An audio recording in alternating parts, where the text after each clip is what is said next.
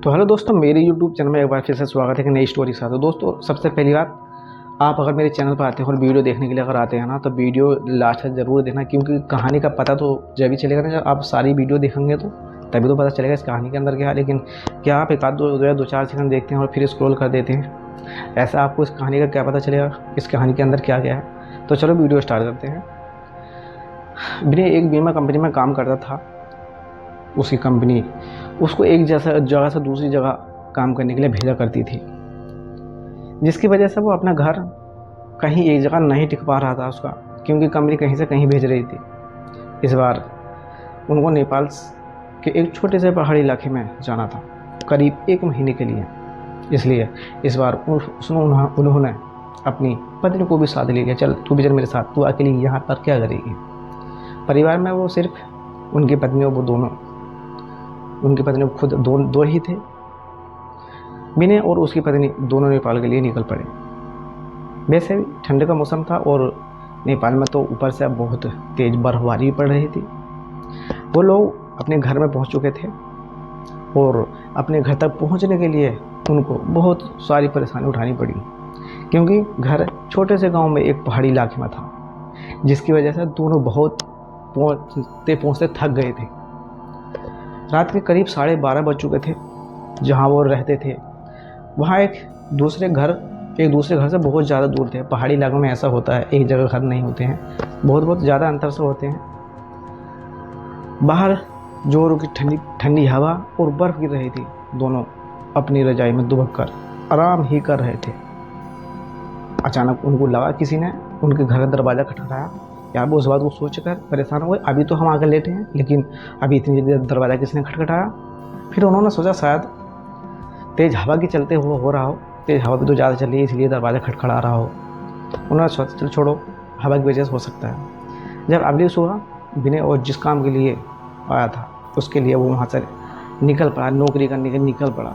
उसकी पत्नी घर में अकेली थी, नहीं आ रहा था कि वो घर में अकेली कैसे वक्त बिताएगी। सोचा कि चलो क्यों ना बाहर जाकर कुछ देख लिया जाए।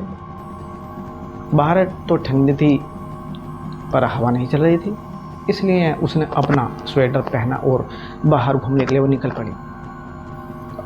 जैसे ही उसने अपना घर का गेट खोला, वैसे ही देखती है कि एक घर के पास बने एक खंबे के पीछे एक छोटा सा बच्चा खड़ा, जो उसको चुपके चुपके देख रहा है। इस बात को देखते हुए विनय की पत्नी ने उसकी अपनी ओर बुलाया, पर वो नहीं आया। वो तो वापस भाग गया वहाँ से। अगले दिन भी कुछ ऐसे ही हुआ। वो लड़का उसको फिर घोरे देखा जा रहा था। इस बार उसकी पत्नी ने उसे बच्चे को पकड़ लिया और पूछा कि तुम यहाँ क्या कर रहे हो। उस बच्चे ने कुछ नहीं बोला और ना ही कुछ बताया। विनय की पत्नी ने उसको घर के बारे में पूछा, लेकिन उसने कुछ भी नहीं बताया, बोला तक नहीं था। आखिर में उसका नाम पूछने पर उसने हल्की आवाज़ में अपना नाम सूर्य बताया और फिर वहाँ से भाग गया।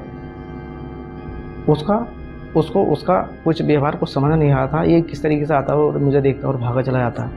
इसी सिलसिले में ऐसे ही चलता रहा। वो बच्चा रोज़ उसको खंभे के पीछे सर निहारता रहता, देखता रहता था।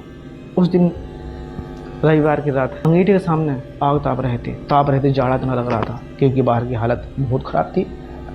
इतनी ख़राब थी कि कोई थोड़ी देर के लिए बाहर का निकल जाए तो उसकी जान ही चली जाए, इतनी ज़्यादा तेज ठंड थी वहाँ पर। अचानक दरवाज़ा किसी ने फिर खटखटाया। उन दोनों को फिर से लगा कि शायद हवा की वजह से, इतनी तेज़ हवा चल रही है उसकी वजह से दरवाज़ा हिल रहा। तभी फिर से किसी ने दरवाज़ा खटखटाया। इस बार खटखटाने की आवाज़ और ज़्यादा साफ आई। ये आवाज़ सुनकर दोनों डर गए, क्योंकि इतनी रात को वो जान लेने वाली ठंड में आखिर कौन हो सकता है जो अपना हमारा दरवाज़ा रात में खटखटा रहा था। दोनों केवल एक दूसरे के मुँह देख रहे थे। रात के 12:30 बजे का टाइम और हमारा दरवाज़ा कौन खटखटा रहा है।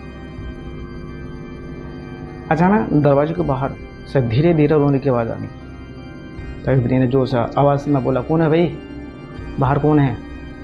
कुछ देर तक तो नहीं आई, पर बाद में एक हल्की आवाज़ आई, दरवाज़ा खोलो, कृपया करके मुझे दरवाज़ा खोलो, बहुत ठंड लग रही है, बहुत ज़्यादा मुझे ठंड लग रही है, मुझे अंदर ले लो।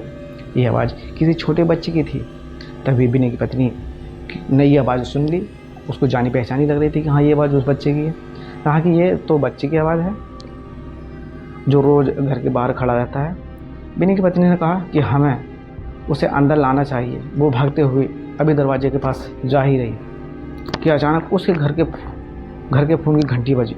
फ़ोन में एक पड़ोस में रहने वाली औरत का था, जिससे आज ही बिन्नी की पत्नी मिलकर आई थी। क्योंकि जब ज़्यादा दूर थे तो सहेलियाँ बनाना ज़रूरी होता है, ऐसी जगह एक दूसरे मिलना भी ज़रूरी होता है।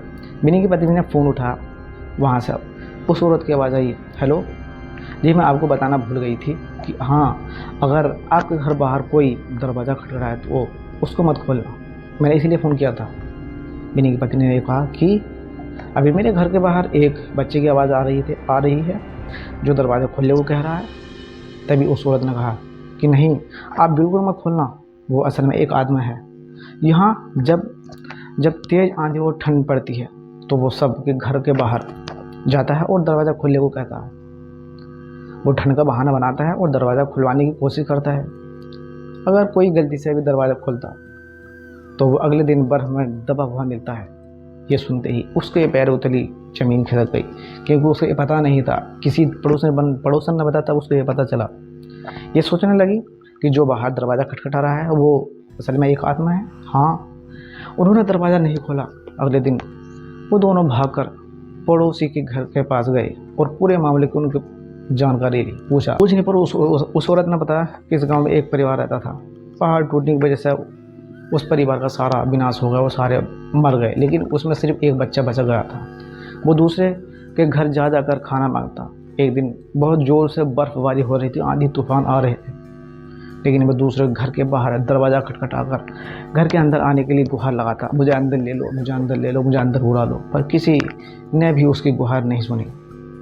ठंड की वजह से वो सब अपने अपने घरों में दुबके हुए थे। कल सुबह होने पर उस बच्चे की लाश बर्फ में अकड़ी हुई मिली।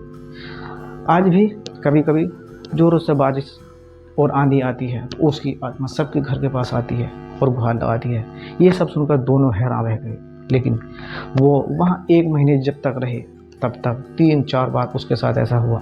लेकिन बिना काम खत्म हो जाने पर वो वहाँ से चले गए।